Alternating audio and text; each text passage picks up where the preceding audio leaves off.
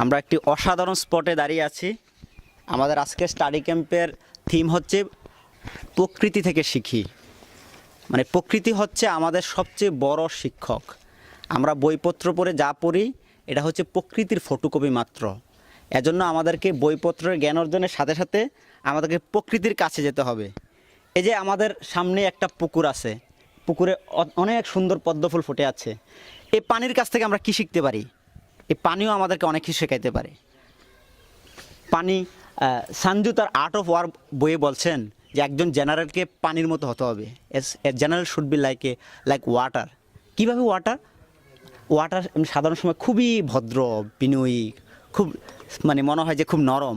কিন্তু এই ওয়াটারটা, এই পানিটা যখন খুব দ্রুত প্রবাহিত হয়, এটা কিন্তু একটা পাথরকেও ক্ষয় করে দিতে পারে। মানে আমাদেরকে এরকম পানির মানে শক্তি সম্পর্কে সচেতন হতে হবে। আবার পানির এই যে শান্ত সৌম্য দৃষ্টি, এটা সম্পর্কে সচেতন হতে হবে। আবার পানি কীভাবে ফ্লো করে, পানি দেখবেন আপনার এটা it makes its own way.